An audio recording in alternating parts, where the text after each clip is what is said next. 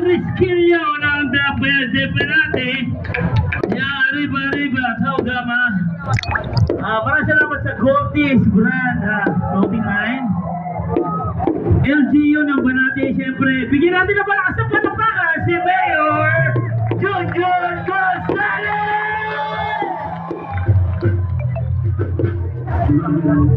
At siyempre para natin si Lon Asong Malunda.